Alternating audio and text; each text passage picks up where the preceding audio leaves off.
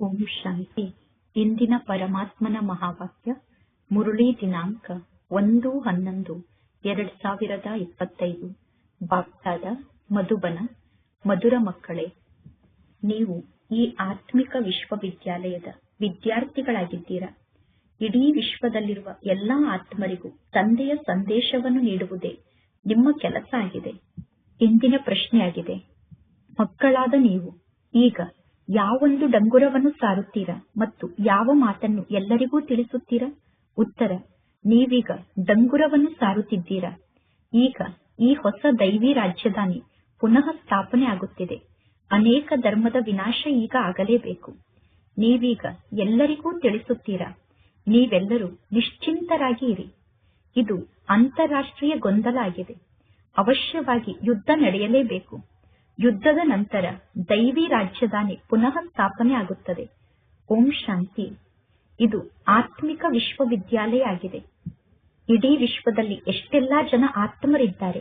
ವಿಶ್ವವಿದ್ಯಾಲಯದಲ್ಲೇ ಆತ್ಮರು ಶಿಕ್ಷಣವನ್ನು ಕಲಿಯುತ್ತಾರೆ. ಯೂನಿವರ್ಸ್ ಅಂದರೆ ವಿಶ್ವ ಆಗಿದೆ. ಈಗ ಕಾಯಿದೆಗನುಸಾರವಾಗಿ ವಿಶ್ವವಿದ್ಯಾಲಯ ಅನ್ನುವ ಶಬ್ದ ಮಕ್ಕಳಾದ ನಿಮ್ಮ ಶಬ್ದ ಆಗಿದೆ. ಇದು ಆತ್ಮಿಕ ವಿಶ್ವವಿದ್ಯಾಲಯ ಆಗಿದೆ. ಸ್ಥೂಲ ವಿಶ್ವವಿದ್ಯಾಲಯ ಇರುವುದಿಲ್ಲ, ಶಾರೀರಿಕ ವಿಶ್ವವಿದ್ಯಾಲಯ ಇರುವುದಿಲ್ಲ. ಇದೊಂದೇ ಪರಮಾತ್ಮ ತಂದೆಯ ವಿಶ್ವವಿದ್ಯಾಲಯ ಆಗಿದೆ. ಸರ್ವ ಆತ್ಮರಿಗೂ ಇಲ್ಲಿ ಜ್ಞಾನದ ಶಿಕ್ಷಣ ಪ್ರಾಪ್ತಿಯಾಗುತ್ತದೆ. ನಿಮ್ಮ ಈ ಸಂದೇಶ ಯಾವುದಾದರೂ ಪ್ರಕಾರದಿಂದ ಅವಶ್ಯವಾಗಿ ಎಲ್ಲರಿಗೂ ಹೋಗಿ ತಲುಪಬೇಕು. ಎಲ್ಲರಿಗೂ ಮೆಸೇಜ್ ಅನ್ನು ಕೊಡಬೇಕು ಮತ್ತು ಈ ಸಂದೇಶವನ್ನು ನೀಡುವುದು ಬಹಳ ಸಹಜ ಆಗಿದೆ. ಮಕ್ಕಳಿಗೆ ಗೊತ್ತಿದೆ, ಪರಮಾತ್ಮ ತಂದೆ ನಮಗೆ ಬೇಹದ್ದಿನ ತಂದೆ ಆಗಿದ್ದಾರೆ. ಆ ಪರಮಾತ್ಮ ತಂದೆಯನ್ನು ಎಲ್ಲರೂ ನೆನಪು ಮಾಡುತ್ತಾರೆ. ನಮ್ಮ ಬೇಹದ್ದಿನ ಪ್ರಿಯತಮ ಎಂದು ಪರಮಾತ್ಮ ತಂದೆಗೆ ಕರೆಯಬಹುದು. ಇನ್ನು ವಿಶ್ವದಲ್ಲಿ ಎಷ್ಟೆಲ್ಲಾ ಜನ ಜೀವಾತ್ಮರಿದ್ದಾರೋ ಅವರೆಲ್ಲರೂ ಕೂಡ ಪ್ರಿಯತಮ ಆದಂತಹ ಪರಮಾತ್ಮ ತಂದೆಯನ್ನು ಅವಶ್ಯವಾಗಿ ನೆನಪು ಮಾಡುತ್ತಾರೆ. ಈ ಜ್ಞಾನದ ಪಾಯಿಂಟ್ ಅನ್ನು ನೀವು ಚೆನ್ನಾಗಿ ಧಾರಣೆ ಮಾಡಿಕೊಳ್ಳಬೇಕು. ಯಾರು ಶುದ್ಧ ಬುದ್ಧಿಯುಳ್ಳವರಾಗಿದ್ದಾರೋ ಅವರು ಜ್ಞಾನವನ್ನು ಚೆನ್ನಾಗಿ ಧಾರಣೆ ಮಾಡಿಕೊಳ್ಳಲು ಸಾಧ್ಯ. ವಿಶ್ವದಲ್ಲಿ ಎಷ್ಟೆಲ್ಲಾ ಜನ ಆತ್ಮರಿದ್ದಾರೋ ಆ ಎಲ್ಲಾ ಆತ್ಮರಿಗೂ ತಂದೆ ಒಬ್ಬರೇ ಆಗಿದ್ದಾರೆ. ವಿಶ್ವವಿದ್ಯಾಲಯದಲ್ಲಿ ಮನುಷ್ಯರೇ ಶಿಕ್ಷಣವನ್ನು ಕಲಿಯುತ್ತಾರೆ. ಈಗ ಇಲ್ಲಿ ಮಕ್ಕಳಾದ ನಿಮಗೆ ಗೊತ್ತಿದೆ, ನಾವು 84 ಜನ್ಮವನ್ನು ಪಡೆದುಕೊಳ್ಳುತ್ತೇವೆ. 84 ಲಕ್ಷ ಜನ್ಮದ ಮಾತಂತೂ ಇಲ್ಲಿ ಇಲ್ಲ. ವಿಶ್ವದಲ್ಲಿ ಎಷ್ಟೆಲ್ಲಾ ಜನ ಆತ್ಮರಿದ್ದಾರೋ ಈ ಸಮಯದಲ್ಲಿ ಎಲ್ಲರೂ ಪತಿತರಾಗಿದ್ದಾರೆ. ಇದು ಚೀಚಿ ಜಗತ್ತಾಗಿದೆ, ದುಃಖಧಾಮ ಆಗಿದೆ. ನಮ್ಮನ್ನು ಸುಖಧಾಮಕ್ಕೆ ಕರೆದುಕೊಂಡು ಹೋಗುವಂತವರು ಒಬ್ಬ ತಂದೆ ಆಗಿದ್ದಾರೆ. ಆ ತಂದೆಗೆ ಮುಕ್ತಿದಾತ ಎಂದು ಕರೆಯಲಾಗುತ್ತದೆ. ಇಡೀ ವಿಶ್ವಕ್ಕೆ ಪರಮಾತ್ಮ ತಂದೆ ನಮ್ಮನ್ನು ಮಾಲೀಕರನ್ನಾಗಿ ಮಾಡುತ್ತಾರೆ. ಸಂಪೂರ್ಣ ಯೂನಿವರ್ಸ್ಗೆ ತಂದೆ ನಮ್ಮನ್ನು ಮಾಲೀಕರನ್ನಾಗಿ ಮಾಡುತ್ತಾರೆ. ನೀವೀಗ ಇಡೀ ವಿಶ್ವಕ್ಕೆ ಮಾಲೀಕರಾಗುತ್ತೀರಾ. ಪರಮಾತ್ಮ ತಂದೆ ಎಲ್ಲಾ ಮಕ್ಕಳಿಗೂ ಹೇಳುತ್ತಾರೆ, ನೀವೀಗ ಈ ಸಂದೇಶವನ್ನು ಎಲ್ಲರಿಗೂ ತಲುಪಿಸಬೇಕು. ಪರಮಾತ್ಮ ತಂದೆಯನ್ನು ಎಲ್ಲರೂ ನೆನಪು ಮಾಡುತ್ತಾರೆ. ಆ ಪರಮಾತ್ಮ ತಂದೆಗೆ ಮಾರ್ಗದರ್ಶಕ, ಮುಕ್ತಿದಾತ, ದಯಾಹೃದಯಿ ಎಂದು ಕರೆಯುತ್ತಾರೆ. ಜಗತ್ತಿನಲ್ಲಿ ಅನೇಕ ಭಾಷೆ ಇದೆ. ಎಲ್ಲಾ ಆತ್ಮರು ಆ ಒಬ್ಬ ತಂದೆಯನ್ನು ಕೂಗಿ ಕರೆಯುತ್ತಾರೆ. ಆ ಒಬ್ಬ ತಂದೆ ಇಡೀ ವಿಶ್ವಕ್ಕೂ ಟೀಚರ್ ಆಗಿದ್ದಾರೆ. ಪರಮಾತ್ಮ ತಂದೆ ತಂದೆ ಕೂಡ ಆಗಿದ್ದಾರೆ. ಆದರೆ ಪರಮಾತ್ಮ ತಂದೆ ಆತ್ಮರಾದ ನಮಗೆ ಟೀಚರ್ ಆಗಿದ್ದಾರೆ, ಗುರು ಆಗಿದ್ದಾರೆ ಅನ್ನುವುದು ಯಾರಿಗೂ ಗೊತ್ತಿಲ್ಲ. ಪರಮಾತ್ಮ ತಂದೆ ಎಲ್ಲರಿಗೂ ಮಾರ್ಗವನ್ನು ತೋರಿಸುತ್ತಾರೆ. ಆ ಬೇಹದ್ದಿನ ಮಾರ್ಗದರ್ಶಕನ ಬಗ್ಗೆ ಕೇವಲ ಮಕ್ಕಳಾದ ನಿಮಗೆ ಗೊತ್ತಿದೆ. ಬ್ರಾಹ್ಮಣರಾದ ನಿಮ್ಮನ್ನು ಬಿಟ್ಟು ಬೇರೆ ಯಾರಿಗೂ ತಂದೆಯ ಬಗ್ಗೆ ಗೊತ್ತಿಲ್ಲ. ಆತ್ಮರಾದ ನೀವೇ ಆತ್ಮ ಅಂದರೆ ಏನು ಅನ್ನುವುದನ್ನು ಅರ್ಥ ಮಾಡಿಕೊಂಡಿದ್ದೀರಾ. ಜಗತ್ತಿನಲ್ಲಿ ಒಬ್ಬ ಮನುಷ್ಯರಿಗೂ ಕೂಡ ಆತ್ಮ ಅಂದರೆ ಏನು ಅನ್ನುವುದು ಗೊತ್ತಿಲ್ಲ. ವಿಶೇಷವಾಗಿ ಭಾರತದ ನಿವಾಸಿಗಳಿಗೆ ಆತ್ಮದ ಬಗ್ಗೆ ಗೊತ್ತಿಲ್ಲ. ಬಲೆ ಎಲ್ಲರೂ ಹೇಳುತ್ತಾರೆ, ಆತ್ಮ ಭೃಕುಟಿಯ ಮಧ್ಯದಲ್ಲಿ ಹೊಳೆಯುವಂತಹ ನಕ್ಷತ್ರ ಆಗಿದೆ ಎಂದು. ಆದರೆ ಆತ್ಮದ ಬಗ್ಗೆ ಸ್ವಲ್ಪ ಕೂಡ ಗೊತ್ತಿಲ್ಲ. ಈಗ ನಿಮಗೆ ಆತ್ಮ ಅವಿನಾಶಿಯಾಗಿದೆ ಅನ್ನುವುದು ಗೊತ್ತಿದೆ. ಆತ್ಮ ಎಂದೂ ಕೂಡ ಸೈಜ್ನಲ್ಲಿ ದೊಡ್ಡದು ಅಥವಾ ಸಣ್ಣದು ಆಗುವುದಿಲ್ಲ. ಹೇಗೆ ನಿಮ್ಮ ಆತ್ಮ ಬಿಂದು ಆಗಿದೆಯೋ ಅದೇ ರೀತಿ ಪರಮಾತ್ಮ ತಂದೆ ಕೂಡ ಬಿಂದು ರೂಪದಲ್ಲಿ ಇದ್ದಾರೆ. ಪರಮಾತ್ಮ ತಂದೆ ಸೈಜ್ನಲ್ಲಿ ದೊಡ್ಡವರು ಸಣ್ಣವರು ಆಗುವುದಿಲ್ಲ. ಪರಮಾತ್ಮ ತಂದೆ ಕೂಡ ಆತ್ಮ ಆಗಿದ್ದಾರೆ, ಆದರೆ ಅವರು ಪರಮಾತ್ಮ ಆಗಿದ್ದಾರೆ. ಪರಮಾತ್ಮ ತಂದೆ ಸರ್ವಶ್ರೇಷ್ಠ ಆಗಿದ್ದಾರೆ. ಅವಶ್ಯವಾಗಿ ಎಲ್ಲಾ ಆತ್ಮರು ಪರಮಧಾಮದ ನಿವಾಸಿಗಳಾಗಿದ್ದಾರೆ. ಎಲ್ಲಾ ಆತ್ಮರು ಪಾತ್ರವನ್ನು ಅಭಿನಯ ಮಾಡುವುದಕ್ಕೋಸ್ಕರ ಈ ಸೃಷ್ಟಿಗೆ ಬರುತ್ತಾರೆ. ಪುನಃ ತಮ್ಮ ಪರಮಧಾಮಕ್ಕೆ ಹೋಗಲು ಎಲ್ಲರೂ ಪ್ರಯತ್ನವನ್ನು ಪಡುತ್ತಾರೆ. ಪರಂಪಿತಾ ಪರಮಾತ್ಮ ತಂದೆಯನ್ನು ಎಲ್ಲರೂ ನೆನಪು ಮಾಡುತ್ತಾರೆ. ಏಕೆಂದರೆ ಎಲ್ಲರನ್ನೂ ಪರಮಾತ್ಮ ತಂದೆ ಮುಕ್ತಿಧಾಮಕ್ಕೆ ಕಳಿಸಿದ್ದರು. ಪರಮಾತ್ಮ ತಂದೆಯ ಮೂಲಕ ಮುಕ್ತಿ ಸಿಗುವ ಕಾರಣ ಎಲ್ಲರೂ ತಂದೆಯನ್ನು ನೆನಪು ಮಾಡುತ್ತಾರೆ. ಆತ್ಮವೇ ತಮೋ ಪ್ರಧಾನ ಆಗಿದೆ. ಆತ್ಮ ಏಕೆ ತಂದೆಯನ್ನು ನೆನಪು ಮಾಡುತ್ತದೆ, ಆತ್ಮ ಏಕೆ ತಂದೆಯನ್ನು ನೆನಪು ಮಾಡುತ್ತದೆ ಅನ್ನುವುದೂ ಕೂಡ ಯಾರಿಗೂ ಗೊತ್ತಿಲ್ಲ. ಹೇಗೆ ಮಕ್ಕಳು ಹೇಳುತ್ತಾರೆ ಬಾಬಾ ಎಂದು, ಸಣ್ಣ ಮಕ್ಕಳು ಅಪ್ಪ ಅಥವಾ ಬಾಬಾ ಎಂದು ಹೇಳುತ್ತಾರೆ. ಆದರೆ ತಮ್ಮ ತಂದೆಯ ಬಗ್ಗೆ ಆ ಮಕ್ಕಳಿಗೆ ಸ್ವಲ್ಪ ಕೂಡ ಗೊತ್ತಿರುವುದಿಲ್ಲ. ಇಲ್ಲಿ ನೀವೂ ಕೂಡ ಬಾಬಾ ಮಮ್ಮ ಎಂದು ಹೇಳುತ್ತೀರಾ, ಆದರೆ ನಿಮಗೂ ಕೂಡ ಏನೂ ಗೊತ್ತಿಲ್ಲ. ಭಾರತದಲ್ಲಿ ಒಂದೇ ರಾಷ್ಟ್ರೀಯತೆ ಇತ್ತು. ಆ ರಾಷ್ಟ್ರೀಯತೆಗೆ ದೈವಿ ರಾಷ್ಟ್ರೀಯತೆ ಎಂದು ಕರೆಯಲಾಗುತ್ತಿತ್ತು. ನಂತರ ಅನ್ಯ ಧರ್ಮದವರು ಭಾರತಕ್ಕೆ ಬಂದು ಸೇರಿಕೊಂಡರು. ಈಗ ಎಷ್ಟೊಂದು ಧರ್ಮಗಳು ಜಾಸ್ತಿಯಾಗಿದೆ. ಆದ್ದರಿಂದ ಇಲ್ಲಿ ಎಷ್ಟೊಂದು ಜಗಳಗಳು ನಡೆಯುತ್ತಿರುತ್ತದೆ. ಎಲ್ಲಾ ಸ್ಥಾನಕ್ಕೂ ಅನ್ಯ ಧರ್ಮದವರು ನುಗ್ಗಿ ಬಿಡುತ್ತಾರೆ. ನಂತರ ಅವರನ್ನು ತಮ್ಮ ದೇಶದಿಂದ ಹೊರಗಡೆ ಹಾಕಲು ಎಷ್ಟೊಂದು ಪ್ರಯತ್ನವನ್ನು ಪಡುತ್ತಿರುತ್ತಾರೆ. ಈ ಕಾರಣದಿಂದ ಬಹಳಷ್ಟು ಜಗಳಗಳು ನಡೆದು ಹೋಗಿವೆ. ಜಗತ್ತಿನಲ್ಲಿ ಅಂಧಕಾರ ಬಹಳಷ್ಟು ಜಾಸ್ತಿಯಾಗಿದೆ. ಎಲ್ಲಾ ಮಾತಿನಲ್ಲೂ ಒಂದು ಲಿಮಿಟ್ ಅಂತೂ ಇರಲೇಬೇಕು ತಾನೆ. ಪಾತ್ರಧಾರಿಗಳಲ್ಲೂ ಕೂಡ ಲಿಮಿಟ್ ಇರುತ್ತದೆ. ಇದು ಮಾಡಲ್ಪಟ್ಟಂತಹ ಆಟ ಆಗಿದೆ. ಈ ನಾಟಕದಲ್ಲಿ ಎಷ್ಟೆಲ್ಲಾ ಜನ ಪಾತ್ರಧಾರಿಗಳಿದ್ದಾರೋ ಆ ಪಾತ್ರಧಾರಿಗಳ ಸಂಖ್ಯೆ ಕಡಿಮೆ ಅಥವಾ ಜಾಸ್ತಿಯಾಗಲು ಸಾಧ್ಯ ಇಲ್ಲ. ಯಾವಾಗ ಎಲ್ಲಾ ಪಾತ್ರಧಾರಿಗಳು ಸ್ಟೇಜ್ನ ಮೇಲೆ ಬರುತ್ತಾರೋ ಆಗ ಎಲ್ಲರೂ ವಾಪಸ್ ಮನೆಗೆ ಹೋಗಬೇಕಾಗುತ್ತದೆ.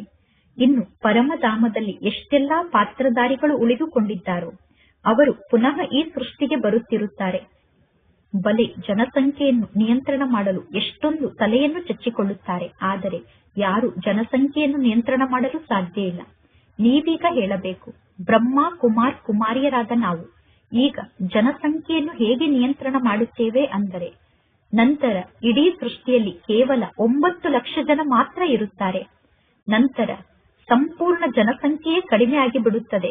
ನಾವೀಗ ನಿಮಗೆ ಸತ್ಯವನ್ನು ತಿಳಿಸುತ್ತಿದ್ದೇವೆ. ಈಗ ಪುನಃ ಸತ್ಯುಗವನ್ನು ನಾವು ಸ್ಥಾಪನೆ ಮಾಡುತ್ತಿದ್ದೇವೆ. ಹೊಸ ಜಗತ್ತು ಸಣ್ಣದಾಗಿರುತ್ತದೆ. ಹೊಸ ವೃಕ್ಷ ಅವಶ್ಯವಾಗಿ ಸಣ್ಣದಾಗಿರುತ್ತದೆ. ಈ ಕಲಿಯುಗದಲ್ಲಿ ನಾವು ಜನಸಂಖ್ಯೆಯನ್ನು ನಿಯಂತ್ರಣ ಮಾಡಲು ಸಾಧ್ಯ ಇಲ್ಲ. ಏಕೆಂದರೆ ಎಲ್ಲರೂ ಇನ್ನೂ ಜಾಸ್ತಿ ತಮೋ ಪ್ರಧಾನರಾಗುತ್ತಿದ್ದಾರೆ. ಆತ್ಮರ ಸಂಖ್ಯೆ ಇನ್ನೂ ಜಾಸ್ತಿ ವೃದ್ಧಿಯಾಗುತ್ತಾ ಹೋಗುತ್ತದೆ. ಪಾತ್ರಧಾರಿಗಳು ಯಾರೆಲ್ಲ ಪರಮಧಾಮದಲ್ಲಿ ಇದ್ದಾರೋ ಆ ಪಾತ್ರಧಾರಿಗಳು ಈ ಸೃಷ್ಟಿಗೆ ಬರುತ್ತಿದ್ದಾರೆ. ಅವರೆಲ್ಲರೂ ಈ ಸೃಷ್ಟಿಗೆ ಬಂದು ಇಲ್ಲಿ ಶರೀರವನ್ನು ಧಾರಣೆ ಮಾಡಿಕೊಳ್ಳುತ್ತಾರೆ. ಈ ಮಾತನ್ನು ಜಗತ್ತಿನಲ್ಲಿ ಬೇರೆ ಯಾರೂ ತಿಳಿದುಕೊಂಡಿಲ್ಲ. ಯಾರ ಬುದ್ಧಿ ವಿಶಾಲ ಬುದ್ಧಿಯಾಗಿದೆಯೋ ಅವರು ತಿಳಿದುಕೊಂಡಿದ್ದಾರೆ. ರಾಜಧಾನಿಯಲ್ಲಿ ಎಲ್ಲಾ ಪ್ರಕಾರದ ಪಾತ್ರಧಾರಿಗಳು ಕೂಡ ಇರುತ್ತಾರೆ. ಸತ್ಯುಗದಲ್ಲಿ ಯಾವ ರಾಜಧಾನಿ ಇತ್ತೋ ಆ ರಾಜಧಾನಿ ಈಗ ಪುನಃ ಸ್ಥಾಪನೆ ಆಗುತ್ತಿದೆ. ನಾವೆಲ್ಲರೂ ಈಗ ಟ್ರಾನ್ಸ್ಫರ್ ಆಗಿ ಹೋಗುತ್ತೇವೆ. ನೀವೀಗ ತಮೋ ಪ್ರಧಾನರಿಂದ ಸತೋ ಪ್ರಧಾನ ಕ್ಲಾಸ್ಗೆ ಟ್ರಾನ್ಸ್ಫರ್ ಆಗುತ್ತೀರಾ. ಹಳೆಯ ಜಗತ್ತಿನಿಂದ ನೀವು ಹೊಸ ಜಗತ್ತಿಗೆ ಹೋಗುತ್ತೀರಾ. ನೀವು ಕಲಿಯುತ್ತಿರುವಂತಹ ಈ ಶಿಕ್ಷಣ ಈ ಜಗತ್ತಿಗೋಸ್ಕರ ಅಲ್ಲ. ಇಂತಹ ವಿಶ್ವವಿದ್ಯಾಲಯ ಜಗತ್ತಿನಲ್ಲಿ ಬೇರೆ ಎಲ್ಲೂ ಇರಲು ಸಾಧ್ಯ ಇಲ್ಲ. ಪರಮಾತ್ಮ ತಂದೆ ತಿಳಿಸುತ್ತಾರೆ, ನಾನೀಗ ನಿಮ್ಮನ್ನು ಅಮರ ಲೋಕಕ್ಕೆ ಕರೆದುಕೊಂಡು ಹೋಗುವುದಕ್ಕೋಸ್ಕರ ನಿಮಗೆ ಶಿಕ್ಷಣವನ್ನು ಕಲಿಸುತ್ತಿದ್ದೇನೆ. ನಿಮಗೆ ಅಮರ ಲೋಕಕ್ಕೋಸ್ಕರ ನಾನು ಶಿಕ್ಷಣವನ್ನು ಕಲಿಸುತ್ತಿದ್ದೇನೆ ಎಂದು ತಂದೆ ತಿಳಿಸುತ್ತಾರೆ. ಈಗ ಈ ಮೃತ್ಯುಲೋಕ ಸಮಾಪ್ತಿಯಾಗಲೇಬೇಕು. ಸತ್ಯಯುಗದಲ್ಲಿ ಈ ಲಕ್ಷ್ಮೀ ನಾರಾಯಣರ ರಾಜ್ಯ ಇತ್ತು. ಈ ರಾಜ್ಯ ಹೇಗೆ ಸ್ಥಾಪನೆ ಆಯಿತು ಅನ್ನುವುದು ಯಾರಿಗೂ ಗೊತ್ತಿಲ್ಲ. ಪರಮಾತ್ಮ ತಂದೆ ಸದಾ ತಿಳಿಸುತ್ತಾರೆ, ನೀವು ಯಾವಾಗ ಎಲ್ಲಾದರೂ ಭಾಷಣವನ್ನು ಮಾಡುತ್ತೀರೋ ಆಗ ಲಕ್ಷ್ಮೀ ನಾರಾಯಣರ ಚಿತ್ರವನ್ನು ಅವಶ್ಯವಾಗಿ ಇಟ್ಟುಕೊಳ್ಳಿ. ಈ ಚಿತ್ರದಲ್ಲಿ ಅವಶ್ಯವಾಗಿ ಡೇಟ್ ಕೂಡ ಬರೆದಿರಬೇಕು. ನೀವೀಗ ತಿಳಿಸಬಹುದು, ಹೊಸ ವಿಶ್ವದ ಆದಿಯಿಂದ 1250 ವರ್ಷದವರೆಗೂ ಈ ಲಕ್ಷ್ಮೀ ನಾರಾಯಣರ ಮನೆತನದವರ ರಾಜ್ಯ ಇತ್ತು. ಹೇಗೆ ಎಲ್ಲರೂ ಹೇಳುತ್ತಾರೆ ತಾನೆ, ಕ್ರಿಶ್ಚಿಯನ್ ಮನೆತನದವರ ರಾಜ್ಯ ಇತ್ತು ಎಂದು. ಒಬ್ಬರ ಹಿಂದೆ ಇನ್ನೊಬ್ಬರು ಪರಮಧಾಮದಿಂದ ಬರುತ್ತಿರುತ್ತಾರೆ.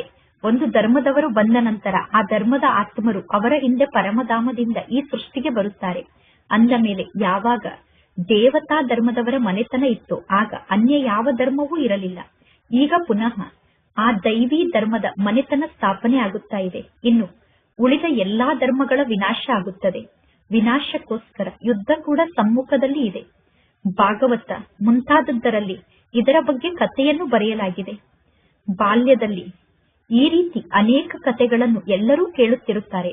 ಬಾಲಕರಾಗಿರುವಾಗ ಇಂತಹ ಅನೇಕ ಕಥೆಗಳನ್ನು ಎಲ್ಲರೂ ಕೇಳುತ್ತಿರುತ್ತಾರೆ.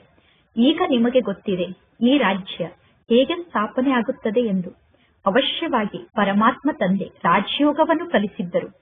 ಯಾರೆಲ್ಲ ಪಾಸ್ ಆಗುತ್ತಾರೋ ಅವರು ವಿಜಯ ಮಾಲೆಯ ಮಣಿ ಆಗುತ್ತಾರೆ. ಬೇರೆ ಯಾರಿಗೂ ಕೂಡ ಈ ಮಾಲೆಯ ಬಗ್ಗೆ ಗೊತ್ತಿಲ್ಲ. ನಿಮಗೆ ಮಾಲೆಯ ಬಗ್ಗೆ ಗೊತ್ತಿದೆ. ನಿಮ್ಮ ಮಾರ್ಗ ಪ್ರವೃತ್ತಿ ಮಾರ್ಗ ಆಗಿದೆ. ಚಿತ್ರದಲ್ಲಿ ಮೇಲೆ ಶಿವತಂದೆ ಇದ್ದಾರೆ. ಶಿವತಂದೆಗಂತೂ ತಮ್ಮದೇ ಆದ ಶರೀರ ಇಲ್ಲ. ನಂತರ ಬ್ರಹ್ಮ ಸರಸ್ವತಿ ಅವರೇ ನಂತರ ಲಕ್ಷ್ಮೀ ನಾರಾಯಣ ಆಗುತ್ತಾರೆ. ಮೊದಲು ತಂದೆ ಇರಬೇಕು, ನಂತರ ಜೋಡಿಯಾದಂತಹ ಬ್ರಹ್ಮ ಸರಸ್ವತಿ ಅಥವಾ ಲಕ್ಷ್ಮೀ ನಾರಾಯಣ ಇರಬೇಕು. ರುದ್ರಾಕ್ಷಿಯ ಮಣಿಗಳು ಕೂಡ ಸಿಗುತ್ತದೆ. ಆ ರುದ್ರಾಕ್ಷಿಯ ಮಣಿಯಲ್ಲಿ ಸತ್ಯವಾದಂತಹ ಮಣಿ ಕೂಡ ಇರುತ್ತದೆ. ಯಾವುದು ಎಷ್ಟು ಸಣ್ಣ ಮಣಿಯಾಗಿರುತ್ತದೆಯೋ ಅಷ್ಟು ಆ ರುದ್ರಾಕ್ಷಿಯ ಮಣಿಗೆ ಬೆಲೆ ಜಾಸ್ತಿ ಇರುತ್ತದೆ. ಈಗ ನೀವು ಈ ಎಲ್ಲಾ ಮಾತನ್ನು ಅರ್ಥ ಮಾಡಿಕೊಂಡಿದ್ದೀರಾ. ಈ ವಿಷ್ಣುವಿನ ವಿಜಯ ಮಾಲೆ ಈಗ ತಯಾರಾಗುತ್ತದೆ ಅಥವಾ ರುಂಡಮಾಲೆ ಈಗ ತಯಾರಾಗುತ್ತದೆ. ಜಗತ್ತಿನ ಜನ ಕೇವಲ ಮಾಲೆಯನ್ನು ಜಪ ಮಾಡುತ್ತಾ ರಾಮ ರಾಮ ಎಂದು ಹೇಳುತ್ತಿರುತ್ತಾರೆ. ಆದರೆ ಜಗತ್ತಿನ ಜನ ಯಾವ ಮಾತಿನ ಅರ್ಥವನ್ನೂ ತಿಳಿದುಕೊಂಡಿಲ್ಲ. ಕೇವಲ ಮಾಲೆಯ ಜಪವನ್ನು ಮಾಡುತ್ತಿರುತ್ತಾರೆ. ಇಲ್ಲಿ ಪರಮಾತ್ಮ ತಂದೆ ತಿಳಿಸುತ್ತಾರೆ, ತಂದೆಯಾದ ನನ್ನನ್ನು ನೀವು ನೆನಪು ಮಾಡಿ. ಇದು ಅಜಪ ಜಪ ಆಗಿದೆ. ನೀವು ಬಾಯಿಂದ ಏನನ್ನೂ ಹೇಳುವ ಅವಶ್ಯಕತೆ ಇಲ್ಲ. ಗೀತೆ ಕೂಡ ಸ್ಥೂಲ ಆಗಿಬಿಡುತ್ತದೆ. ಹಾಡನ್ನು ಹೇಳುವುದು ಕೂಡ ಸ್ಥೂಲ ಆಗಿಬಿಡುತ್ತದೆ. ಮಕ್ಕಳಾದ ನೀವು ಕೇವಲ ತಂದೆಯನ್ನು ನೆನಪು ಮಾಡುತ್ತಿರಬೇಕು. ಇಲ್ಲದಿದ್ದರೆ ಗೀತೆಗಳು ಮುಂತಾದದ್ದೇ ನಿಮಗೆ ನೆನಪಿಗೆ ಬರುತ್ತಿರುತ್ತದೆ. ಮುಖ್ಯ ಮಾತೆ ತಂದೆಯ ನೆನಪಾಗಿದೆ. ಈಗ ನೀವು ಶಬ್ದದಿಂದ ದೂರ ಆಗಿ ಹೋಗಬೇಕು. ಪರಮಾತ್ಮ ತಂದೆಯ ಆದೇಶ ಆಗಿದೆ, ಮನ್ಮನಾಭವ. ಪರಮಾತ್ಮ ತಂದೆ ಗೀತೆಯನ್ನು ಹಾಡಿ ಅಥವಾ ಜೋರಾಗಿ ಕೂಗಿ ತಂದೆಯ ಹೆಸರನ್ನು ಹೇಳಿ ಎಂದು ಎಂದೂ ಹೇಳಿಲ್ಲ. ಪರಮಾತ್ಮ ತಂದೆ ಗೀತೆಯನ್ನು ಹಾಡಿ ಅಥವಾ ಜೋರಾಗಿ ನನ್ನ ಹೆಸರನ್ನು ಹೇಳಿ ಎಂದು ಎಂದೂ ಹೇಳಿಲ್ಲ. ನನ್ನ ಮಹಿಮೆಯ ಗಾಯನವನ್ನು ಮಾಡುವ ಅವಶ್ಯಕತೆ ಇಲ್ಲ. ಈಗ ನಿಮಗೆ ಗೊತ್ತಿದೆ, ಪರಮಾತ್ಮ ತಂದೆ ಜ್ಞಾನದ ಸಾಗರ, ಸುಖದ ಸಾಗರ, ಶಾಂತಿಯ ಸಾಗರ ಆಗಿದ್ದಾರೆ. ಆ ತಂದೆಯ ಬಗ್ಗೆ ಮನುಷ್ಯರಿಗೆ ಗೊತ್ತಿಲ್ಲ. ಕೇವಲ ತಂದೆಗೆ ಅನೇಕ ಹೆಸರನ್ನು ಜನ ಇಟ್ಟಿದ್ದಾರೆ. ಆದರೆ ತಂದೆಯ ಮಹಿಮೆಯ ಅರ್ಥ ಜನರಿಗೆ ಗೊತ್ತಿಲ್ಲ. ನಿಮ್ಮನ್ನು ಬಿಟ್ಟು ಬೇರೆ ಯಾರಿಗೂ ತಂದೆಯ ಬಗ್ಗೆ ಗೊತ್ತಿಲ್ಲ. ಪರಮಾತ್ಮ ತಂದೆ ಬಂದು ತಮ್ಮ ನಾಮ ಮತ್ತು ರೂಪದ ಬಗ್ಗೆ ತಿಳಿಸುತ್ತಾರೆ. ನಾನು ಹೇಗಿದ್ದೇನೆ, ಆತ್ಮರಾದ ನೀವು ಹೇಗಿದ್ದೀರಾ ಅನ್ನುವುದನ್ನು ತಂದೆ ತಿಳಿಸುತ್ತಾರೆ. ನೀವೀಗ ಪಾತ್ರವನ್ನು ಅಭಿನಯ ಮಾಡುವುದಕ್ಕೋಸ್ಕರ ಬಹಳಷ್ಟು ಪರಿಶ್ರಮವನ್ನು ಪಡುತ್ತೀರಾ. ಅರ್ಧ ಕಲ್ಪ ನೀವು ಭಕ್ತಿಯನ್ನು ಮಾಡಿದ್ದೀರಾ. ನಾನು ನಿಮ್ಮಂತೆ ಪಾತ್ರವನ್ನು ಅಭಿನಯ ಮಾಡಲು ಬರುವುದಿಲ್ಲ. ನಾನು ಸುಖ ದುಃಖದಿಂದ ಭಿನ್ನ ಆಗಿದ್ದೇನೆ. ನೀವು ದುಃಖವನ್ನು ಅಭಿನಯ ಮಾಡುತ್ತೀರಾ. ನಂತರ ನೀವೇ ಸುಖವನ್ನು ಸತ್ಯುಗದಲ್ಲಿ ಅಭಿನಯ ಮಾಡುತ್ತೀರಾ. ನಿಮ್ಮ ಪಾತ್ರ ನನ್ನ ಪಾತ್ರಕ್ಕಿಂತ ಶ್ರೇಷ್ಠ ಆಗಿದೆ ಎಂದು ತಂದೆ ಹೇಳುತ್ತಾರೆ. ನಾನು ಅರ್ಧ ಕಲ್ಪದವರೆಗೂ ಆರಾಮಾಗಿ ಪರಮಧಾಮದಲ್ಲಿ ವಾನಪ್ರಸ್ಥದಲ್ಲಿ ಕುಳಿತಿರುತ್ತೇನೆ. ಮಕ್ಕಳಾದ ನೀವೇ ನನ್ನನ್ನು ಕೂಗಿ ಕರೆಯುತ್ತಾ ಬಂದಿದ್ದೀರಾ ಎಂದು ಈ ರೀತಿ ತಿಳಿದುಕೊಳ್ಳಬೇಡಿ. ನಾವು ಕೂಗಿ ಕರೆದ ತಕ್ಷಣ ತಂದೆ ಪರಮಧಾಮದಲ್ಲಿ ಕುಳಿತು ನಮ್ಮ ಕೂಗನ್ನು ಕೇಳಿಸಿಕೊಳ್ಳುತ್ತಾರೆ ಎಂದು ತಿಳಿದುಕೊಳ್ಳಬೇಡಿ. ನನ್ನ ಪಾತ್ರ ಈ ಸಮಯದಲ್ಲಿ ಮಾತ್ರ ಇದೆ ಎಂದು ತಂದೆ ತಿಳಿಸುತ್ತಾರೆ. ನಾಟಕದ ಪಾತ್ರದ ಬಗ್ಗೆ ನನಗೆ ಗೊತ್ತಿದೆ. ಈಗ ನಾಟಕ ಪೂರ್ಣ ಆಗಿದೆ. ನಾನೀಗ ಪತಿತರಾಗಿರುವ ನಿಮ್ಮನ್ನು ಪಾವನರನ್ನಾಗಿ ಮಾಡುವಂತಹ ಪಾತ್ರವನ್ನು ಅಭಿನಯ ಮಾಡಬೇಕು. ಇಲ್ಲಿ ಬೇರೆ ಯಾವ ಮಾತು ಇಲ್ಲ. ಮನುಷ್ಯರು ಪರಮಾತ್ಮ ಸರ್ವಶಕ್ತಿವಂತ ಆಗಿದ್ದಾರೆ ಎಂದು ತಿಳಿದುಕೊಂಡಿದ್ದಾರೆ. ಪರಮಾತ್ಮ ಅಂತರ್ಯಾಮಿ ಆಗಿದ್ದಾರೆ ಎಂದು ಮನುಷ್ಯರು ತಿಳಿದುಕೊಂಡಿದ್ದಾರೆ. ಎಲ್ಲರ ಆಂತರ್ಯದಲ್ಲಿ ಯಾವ ಯಾವ ವಿಚಾರ ನಡೆಯುತ್ತಿದೆ ಅನ್ನುವುದು ತಂದೆಗೆ ಗೊತ್ತಿದೆ ಎಂದು ಮನುಷ್ಯರು ತಿಳಿದುಕೊಂಡಿದ್ದಾರೆ. ಪರಮಾತ್ಮ ತಂದೆ ತಿಳಿಸುತ್ತಾರೆ, ಈ ರೀತಿ ಎಲ್ಲರ ಮನಸ್ಸನ್ನು ನಾನು ತಿಳಿದುಕೊಂಡಿಲ್ಲ, ಎಲ್ಲರ ವಿಚಾರವನ್ನು ನಾನು ತಿಳಿದುಕೊಳ್ಳುವುದಿಲ್ಲ. ಯಾವಾಗ ನೀವು ಸಂಪೂರ್ಣ ತಮೋ ಪ್ರಧಾನರಾಗುತ್ತೀರೋ ಆಗ ನನ್ನ ಸರಿಯಾದ ಸಮಯಕ್ಕೆ ನಾನು ಈ ಸೃಷ್ಟಿಗೆ ಬರುತ್ತೇನೆ. ನಾನು ಸಾಧಾರಣ ತನುವಿನಲ್ಲಿ ಬರುತ್ತೇನೆ. ನಾನು ಬಂದು ಮಕ್ಕಳಾದ ನಿಮ್ಮನ್ನು ದುಃಖದಿಂದ ಮುಕ್ತ ಮಾಡುತ್ತೇನೆ. ಬ್ರಹ್ಮನ ಮೂಲಕ ಒಂದು ಧರ್ಮವನ್ನು ಸ್ಥಾಪನೆ ಮಾಡಿಸುತ್ತೇನೆ. ಶಂಕರ್ನ ಮೂಲಕ ಅನೇಕ ಧರ್ಮದ ವಿನಾಶವನ್ನು ಮಾಡಿಸುತ್ತೇನೆ. ಹಾಹಾಕಾರದ ನಂತರ ಜೈ ಜೈಕಾರ ಆಗುತ್ತದೆ. ಈಗ ಎಷ್ಟೊಂದು ಹಾಹಾಕಾರ ನಡೆಯುತ್ತದೆ. ತೊಂದರೆಗಳು ಬಂದಾಗ ಮನುಷ್ಯರು ಬಹಳಷ್ಟು ಜನ ಸಾಯುತ್ತಿರುತ್ತಾರೆ. ಆಪತ್ತಿನಲ್ಲಿ ಅನೇಕ ಜನ ಸಾಯುತ್ತಾರೆ. ಪ್ರಾಕೃತಿಕ ವಿಕೋಪ ಕೂಡ ಎಲ್ಲರ ಮೃತ್ಯುವಿಗೆ ಬಹಳಷ್ಟು ಸಹಾಯವನ್ನು ಮಾಡುತ್ತದೆ. ಇಲ್ಲದಿದ್ದರೆ ಮನುಷ್ಯರು ಬಹಳಷ್ಟು ರೋಗಿಗಳಾಗಬೇಕಾಗುತ್ತದೆ, ದುಃಖಿಗಳಾಗಬೇಕಾಗುತ್ತದೆ. ಪರಮಾತ್ಮ ತಂದೆ ತಿಳಿಸುತ್ತಾರೆ, ಮಕ್ಕಳೇ, ನೀವು ದುಃಖಿಗಳಾಗಬಾರದು. ಅದಕ್ಕೋಸ್ಕರ ಪ್ರಾಕೃತಿಕ ವಿಕೋಪ ಎಷ್ಟು ಜೋರಾಗಿ ನಡೆಯುತ್ತದೆ ಅಂದರೆ ಪ್ರಕೃತಿ ಎಲ್ಲವನ್ನೂ ಸಮಾಪ್ತಿ ಮಾಡಿಬಿಡುತ್ತದೆ. ಪ್ರಕೃತಿ ಎಲ್ಲರನ್ನೂ ಸಮಾಪ್ತಿ ಮಾಡಿಬಿಡುತ್ತದೆ. ಪ್ರಾಕೃತಿಕ ವಿಕೋಪಕ್ಕೆ ಹೋಲಿಕೆ ಮಾಡಿದರೆ ಬಾಂಬ್ಸ್ಗಳು ಕೂಡ ಏನೂ ಅಲ್ಲ. ಪ್ರಾಕೃತಿಕ ವಿಕೋಪ ವಿನಾಶಕ್ಕೋಸ್ಕರ ಬಹಳಷ್ಟು ಸಹಾಯವನ್ನು ಮಾಡುತ್ತದೆ. ಭೂಕಂಪದಲ್ಲಿ ಎಲ್ಲವೂ ಸಂಪೂರ್ಣ ಸಮಾಪ್ತಿಯಾಗುತ್ತದೆ. ನೀರಿನ ಒಂದು ಅಲೆ ಅಥವಾ 2 ಅಲೆ ಎಲ್ಲವನ್ನೂ ಸಮಾಪ್ತಿ ಮಾಡಿಬಿಡುತ್ತದೆ. ಸಮುದ್ರ ಅವಶ್ಯವಾಗಿ ಉಕ್ಕುತ್ತದೆ. ಸಮುದ್ರ ಉಕ್ಕಿ ಸಂಪೂರ್ಣ ಭೂಮಿಯನ್ನೇ ನುಂಗಿಬಿಡುತ್ತದೆ. 100 ಫೂಟ್ ಎತ್ತರದ ಒಂದು ಅಲೆ ಉಕ್ಕಿ ಬಂದು ಎಲ್ಲವನ್ನೂ ಸಮಾಪ್ತಿ ಮಾಡಿಬಿಡುತ್ತದೆ. 100 ಫೂಟ್ ಎತ್ತರದ ಅಲೆ ಉಕ್ಕಿ ಬಂದರೆ ಏನನ್ನು ಮಾಡಲು ಸಾಧ್ಯ ಇಲ್ಲ. ಇದು ಹಾಹಾಕಾರದ ದೃಶ್ಯ ಆಗಿದೆ. ಇಂತಹ ದೃಶ್ಯವನ್ನು ನೋಡುವುದಕ್ಕೋಸ್ಕರ ಮಕ್ಕಳಲ್ಲಿ ಧೈರ್ಯ ಇರಬೇಕು. ನೀವೀಗ ಪರಿಶ್ರಮವನ್ನು ಪಡಬೇಕು ಮತ್ತು ನಿರ್ಭಯರಾಗಿ ಇರಬೇಕು. ಈಗ ಮಕ್ಕಳಾದ ನಿಮ್ಮಲ್ಲಿ ಸ್ವಲ್ಪ ಕೂಡ ಅಹಂಕಾರ ಇರಬಾರದು. ನೀವು ಆತ್ಮ ಅಭಿಮಾನಿಗಳಾಗಿ, ಆತ್ಮ ಅಭಿಮಾನಿ ಸ್ಥಿತಿಯಲ್ಲಿ ನೀವು ಸ್ಥಿತ ಆದರೆ ನೀವು ಬಹಳಷ್ಟು ಮಧುರರಾಗಿ ಇರುತ್ತೀರಾ. ಪರಮಾತ್ಮ ತಂದೆ ತಿಳಿಸುತ್ತಾರೆ, ನಾನು ನಿರಾಕಾರ ಆಗಿದ್ದೇನೆ ಮತ್ತು ನಾನು ವಿಚಿತ್ರ ಆಗಿದ್ದೇನೆ. ನಾನೀಗ ಸೇವೆಯನ್ನು ಮಾಡುವುದಕ್ಕೋಸ್ಕರ ಈ ಸೃಷ್ಟಿಗೆ ಬರುತ್ತೇನೆ. ನೀವು ನೋಡಿ, ಪರಮಾತ್ಮ ತಂದೆಗೆ ಎಷ್ಟೊಂದು ಮಹಿಮೆಯನ್ನು ಮಾಡುತ್ತೀರಾ. ತಂದೆಗೆ ಜ್ಞಾನದ ಸಾಗರ ಎಂದು ಮಹಿಮೆಯನ್ನು ಮಾಡುತ್ತೀರಾ. ನಂತರ ಹೇ ಬಾಬಾ, ಈ ಪತಿತ ಜಗತ್ತಿಗೆ ಬನ್ನಿ ಎಂದು ಕರೆಯುತ್ತೀರಾ. ನೋಡಿ, ನೀವು ಎಷ್ಟು ಚೆನ್ನಾಗಿ ತಂದೆಗೆ ನಿಮಂತ್ರಣವನ್ನು ನೀಡುತ್ತೀರಾ. ಎಂದೂ ಕೂಡ ಬಾಬಾ ನೀವು ಸ್ವರ್ಗಕ್ಕೆ ಬಂದು ಸ್ವರ್ಗದ ಸುಖವನ್ನು ನೋಡಿ ಎಂದು ತಂದೆಯನ್ನು ಸ್ವರ್ಗಕ್ಕೆ ಕರೆಯುವುದಿಲ್ಲ.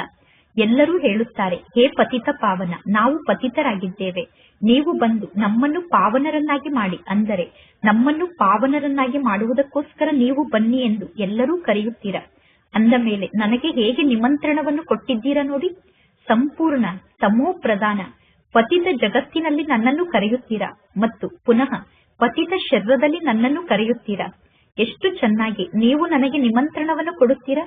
ಹೇ ಭಾರತದ ನಿವಾಸಿಗಳೇ, ನೀವು ಎಷ್ಟು ಚೆನ್ನಾಗಿ ನನಗೆ ನಿಮಂತ್ರಣವನ್ನು ಕೊಟ್ಟಿದ್ದೀರಾ ನೋಡಿ.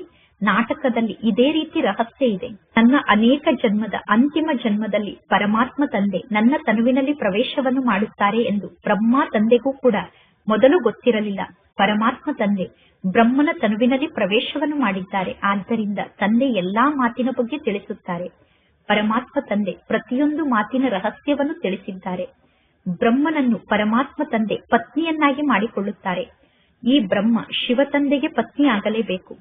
ಪರಮಾತ್ಮ ತಂದೆ ಸ್ವಯಂ ಹೇಳುತ್ತಾರೆ, ಬ್ರಹ್ಮ ನನಗೆ ಪತ್ನಿಯಾಗಿದ್ದಾರೆ. ನನ್ನ ಪತ್ನಿಯಾದಂತಹ ಬ್ರಹ್ಮನ ತನುವಿನಲ್ಲಿ ನಾನು ಪ್ರವೇಶವನ್ನು ಮಾಡಿ ಮಕ್ಕಳಾದ ನಿಮ್ಮನ್ನು ನನ್ನವರನ್ನಾಗಿ ಮಾಡಿಕೊಳ್ಳುತ್ತೇನೆ. ಈ ಬ್ರಹ್ಮ ಸತ್ಯವಾಗಿಯೂ ನಿಮಗೆ ದೊಡ್ಡ ತಾಯಿಯಾಗಿದ್ದಾರೆ ಮತ್ತು ಮಮ್ಮ ನಿಮಗೆ ದತ್ತು ತಾಯಿಯಾಗಿದ್ದಾರೆ. ನೀವು ಬ್ರಹ್ಮ ತಂದೆಗೆ ಮಾತ್ಪಿತಾ ಎಂದು ಕರೆಯಬಹುದು, ಶಿವ ತಂದೆಗೆ ಕೇವಲ ತಂದೆ ಎಂದು ಕರೆಯುತ್ತೀರಾ. ಈ ಬ್ರಹ್ಮ ತಂದೆ ಕೂಡ ನಮಗೆ ಬಾಬಾ ಆಗಿದ್ದಾರೆ, ಅಂದರೆ ತಂದೆ ಆಗಿದ್ದಾರೆ. ಮಮ್ಮ ಗುಪ್ತ ರೂಪದಲ್ಲಿ ಇದ್ದಾರೆ. ಬ್ರಹ್ಮ ತಂದೆ ನಮಗೆ ಮಾತೆ ಕೂಡ ಆಗಿದ್ದಾರೆ. ಆದರೆ ಬ್ರಹ್ಮನ ಶರೀರ ಪುರುಷ ಶರೀರ ಆಗಿದೆ. ಆದ್ದರಿಂದ ಇಲ್ಲಿ ಬ್ರಹ್ಮ ತಂದೆ ಮಕ್ಕಳನ್ನು ಸಂಪಾಲನೆ ಮಾಡಲು ಸಾಧ್ಯ ಇಲ್ಲ. ಮಕ್ಕಳನ್ನು ಸಂಪಾಲನೆ ಮಾಡುವುದಕ್ಕೋಸ್ಕರ ಮಮ್ಮಾರವರನ್ನು ಪರಮಾತ್ಮ ತಂದೆ ನಿಮಿತ್ತ ಮಾಡಿದ್ದಾರೆ. ಮಮ್ಮಾರವರಿಗೆ ಮಾತೇಶ್ವರಿ ಎಂದು ಹೆಸರನ್ನು ಇಟ್ಟಿದ್ದಾರೆ. ಅಂದ ಮೇಲೆ ಇವರು ಹೆಡ್ಡಾದರೂ ತಾನೆ. ನಾಟಕದ ಅನುಸಾರ ಸರಸ್ವತಿ ಒಬ್ಬರೇ ಆಗಿದ್ದಾರೆ. ಇನ್ನು ದುರ್ಗಾ, ಕಾಳಿ ಮುಂತಾದ ಅನೇಕ ಹೆಸರನ್ನು ಮಮ್ಮಾರವರಿಗೆ ಇಡಲಾಗಿದೆ. ಮಾತ್ಪಿತಾ ಅಂತೂ ಒಬ್ಬರೇ ಆಗಿರುತ್ತಾರೆ, ಉಳಿದವರೆಲ್ಲ ಮಕ್ಕಳಾಗಿದ್ದಾರೆ. ಬ್ರಹ್ಮನ ಮಗಳು ಸರಸ್ವತಿ ಎಂದು ಗಾಯನ ಇದೆ. ನೀವೆಲ್ಲರೂ ಬ್ರಹ್ಮ ಕುಮಾರ್, ಬ್ರಹ್ಮ ಕುಮಾರಿಯರಾಗಿದ್ದೀರಾ. ನಿಮಗೆ ಬಹಳಷ್ಟು ಹೆಸರುಗಳಿದೆ. ಈ ಎಲ್ಲಾ ಮಾತನ್ನು ನಂಬರ್ ವಾರಾಗಿ ನೀವು ಅರ್ಥ ಮಾಡಿಕೊಳ್ಳುತ್ತೀರಾ. ಶಿಕ್ಷಣವನ್ನು ಮಕ್ಕಳು ನಂಬರ್ ವಾರಾಗಿ ಕಲಿಯುತ್ತಾರೆ. ಒಬ್ಬರಂತೆ ಇನ್ನೊಬ್ಬರು ಇರಲು ಸಾಧ್ಯ ಇಲ್ಲ. ಒಬ್ಬರಂತೆ ಇನ್ನೊಬ್ಬರು ಶಿಕ್ಷಣವನ್ನು ಕಲಿಯಲು ಸಾಧ್ಯ ಇಲ್ಲ. ಇದು ಮಾಡಲ್ಪಟ್ಟಂತಹ ನಾಟಕ ಆಗಿದೆ. ಈಗ ರಾಜಧಾನಿ ಸ್ಥಾಪನೆ ಆಗುತ್ತಾ ಇದೆ. ಅಂದ ಮೇಲೆ ವಿಸ್ತಾರವಾಗಿ ಈ ನಾಟಕದ ಬಗ್ಗೆ ತಿಳಿದುಕೊಳ್ಳಬೇಕು. ಅನೇಕ ಜ್ಞಾನದ ಪಾಯಿಂಟ್ಸ್ ಇದೆ. ವಕೀಲರಾಗುವುದಕ್ಕೋಸ್ಕರ ಶಿಕ್ಷಣವನ್ನು ಕಲಿಯುತ್ತಾರೆ. ಆದರೆ ವಕೀಲ ವೃತ್ತಿಯಲ್ಲೂ ಕೂಡ ನಂಬರ್ ವಾರಾಗಿ ವಕೀಲರಾಗುತ್ತಾರೆ. ವಕೀಲರಲ್ಲಿ ಕೆಲವರು ಒಂದು ಕೇಸ್ನಲ್ಲಿ 2 ಲಕ್ಷ 3 ಲಕ್ಷ ರೂಪಾಯಿಯನ್ನು ಸಂಪಾದನೆ ಮಾಡುತ್ತಾರೆ. ಇನ್ನು ಕೆಲವು ವಕೀಲರನ್ನು ನೋಡಿ, ಅವರ ಬಟ್ಟೆ ಕೂಡ ಹರಿದಿರುತ್ತದೆ. ಅವರು ಹರಿದಿರುವ ಬಟ್ಟೆಯನ್ನು ಧರಿಸಿಕೊಂಡಿರುತ್ತಾರೆ. ಈ ಜ್ಞಾನ ಮಾರ್ಗದಲ್ಲೂ ಕೂಡ ಇದೇ ರೀತಿ ಆಗುತ್ತದೆ. ಇಲ್ಲಿ ಮಕ್ಕಳಿಗೆ ತಿಳಿಸಲಾಗಿದೆ, ಈಗ ಅಂತಾರಾಷ್ಟ್ರೀಯ ಗೊಂದಲ ನಡೆಯುತ್ತಿದೆ. ನೀವೀಗ ಎಲ್ಲರಿಗೂ ತಿಳಿಸುತ್ತೀರಾ, ಎಲ್ಲರೂ ನಿಶ್ಚಿಂತರಾಗಿ ಇರಿ, ಅವಶ್ಯವಾಗಿ ಯುದ್ಧ ನಡೆಯಲೇಬೇಕು. ನೀವೀಗ ಡಂಗುರವನ್ನು ಸಾರುತ್ತೀರಾ. ಹೊಸ ದೈವಿ ರಾಜ್ಯ ಪುನಃ ಸ್ಥಾಪನೆ ಆಗುತ್ತಿದೆ. ಈಗ ಅನೇಕ ಧರ್ಮದ ವಿನಾಶ ಆಗಲೇಬೇಕು. ವಿನಾಶ ಆಗುವುದು ಸ್ಪಷ್ಟ ಆಗಿದೆ. ಪ್ರಜಾಪಿತ ಬ್ರಹ್ಮನ ಮೂಲಕ ಪ್ರಜೆಗಳನ್ನು ರಚನೆ ಮಾಡಲಾಗುತ್ತದೆ. ನಾವೆಲ್ಲರೂ ಬ್ರಹ್ಮನ ಮುಖವಂಶಾವಳಿಗಳಾಗಿದ್ದೇವೆ ಎಂದು ಇಲ್ಲಿ ನೀವು ಹೇಳುತ್ತೀರಾ. ನೀವು ಮುಖವಂಶಾವಳಿ ಬ್ರಾಹ್ಮಣರಾಗಿದ್ದೀರಾ. ಜಗತ್ತಿನಲ್ಲಿ ಇರುವಂತವರು ಕುಕವಂಶಾವಳಿ ಬ್ರಾಹ್ಮಣರಾಗಿದ್ದಾರೆ. ಅವರು ಪೂಜಾರಿಗಳಾಗಿದ್ದಾರೆ. ನೀವು ಪೂಜ್ಯರಾಗುತ್ತಿದ್ದೀರಾ. ನಿಮಗೆ ಗೊತ್ತಿದೆ, ಈಗ ನಾವೇ ದೇವತೆಗಳು ಅಂದರೆ ಪೂಜ್ಯರಾಗುತ್ತಿದ್ದೇವೆ. ಆದರೆ ಈಗಲೇ ನಮಗೆ ಬೆಳಕಿನ ಕಿರೀಟ ಪ್ರಾಪ್ತಿಯಾಗುವುದಿಲ್ಲ. ಯಾವಾಗ ನಿಮ್ಮ ಆತ್ಮ ಪವಿತ್ರ ಆಗುತ್ತದೆಯೋ ಆಗ ಆತ್ಮ ಈ ಶರೀರವನ್ನು ತ್ಯಾಗ ಮಾಡುತ್ತದೆ. ಈ ಶರೀರದಲ್ಲಿ ಇರುವಾಗಲೇ ನಿಮಗೆ ಬೆಳಕಿನ ಕಿರೀಟ ಸಿಗಲು ಸಾಧ್ಯ ಇಲ್ಲ.